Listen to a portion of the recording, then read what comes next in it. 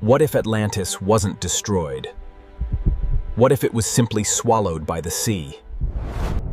The story of Atlantis did not begin beneath the ocean. It began with an ancient Greek philosopher, Plato. Plato described an island unlike anything the ancient Greeks had ever known.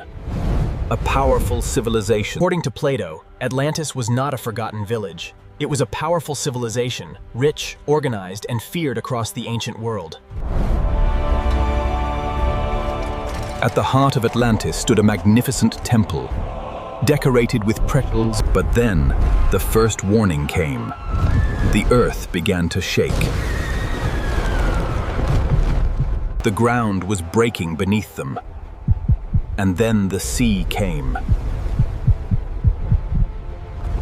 In the legend, Atlantis disappeared beneath the sea, and an entire civilization was lost to history. But if Atlantis truly disappeared, how did its story survive for thousands of years? The story of Atlantis first appeared in ancient Greek writings. One philosopher described a powerful. According to the ancient account, Atlantis stood beyond the Pillars of Hercules, beyond the edge of the world known to the ancient Greeks. Then came the first clue. Beyond the Mediterranean lies an enormous world beneath the Atlantic. Plato's description placed Atlantis beyond the Pillars of Hercules, and that single detail has inspired explorers for centuries. For centuries, people tried to answer one question: where was Atlantis? And the answers were never the same.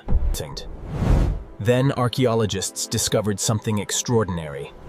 An ancient civilization destroyed by one of the most. The eruption was so powerful, it buried an entire world beneath ash, and some researchers believe its memory may have helped inspire the Atlantis legend. When archaeologists uncovered this ancient city, they found something extraordinary. The evidence was real. An advanced Bronze Age society had been buried beneath volcanic ash. But was this the lost Atlantis? The theory sounds convincing. But there is one major problem. Plato placed Atlantis beyond the Pillars of Hercules. So if Atlantis was not Thera, then where was it? Once the idea of Atlantis took hold, people began searching for it everywhere, and the deeper they searched, the stranger the clues became. Some researchers looked toward the seafloor.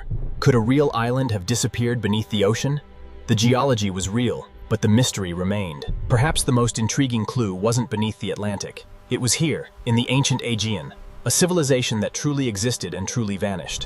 What if Atlantis was never a single place?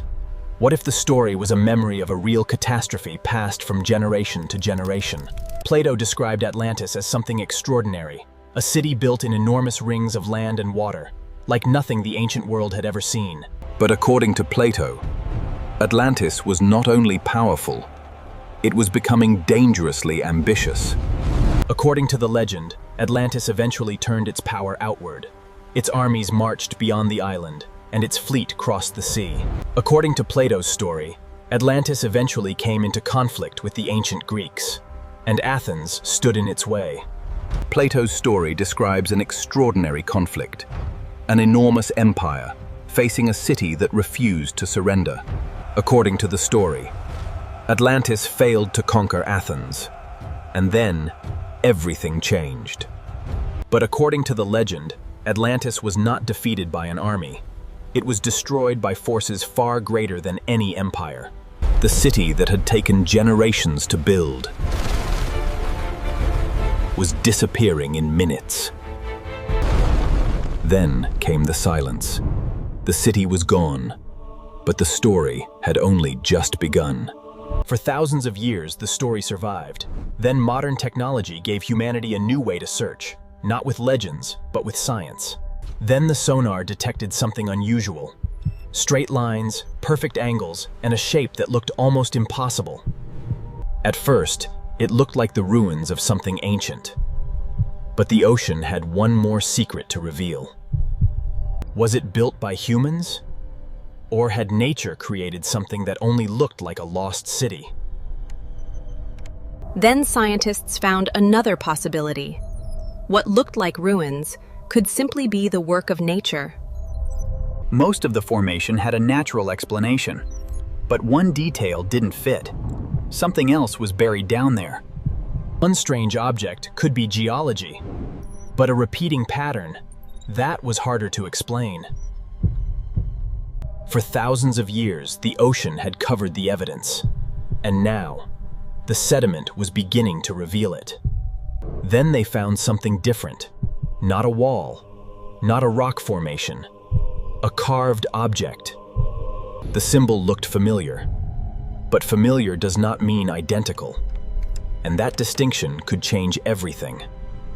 Now came the question that mattered most. How old was it? Because the answer could change the entire mystery. The result did not prove Atlantis, but it raised another possibility. Could the mystery have begun somewhere far closer to the Mediterranean? Now the investigation returned to the Mediterranean, because this region had all witnessed one of the ancient. Imagine witnessing a catastrophe so enormous that generations later, people were still telling the story. Could a real disaster have become a legend? Centuries later, the story appeared in the writings of Plato. He described Atlantis as a powerful island civilization, destroyed long before his own time. Then the biggest problem became impossible to ignore. The real catastrophe happened in the Aegean. Perhaps Atlantis was never meant to be found. Maybe Atlantis was a real place.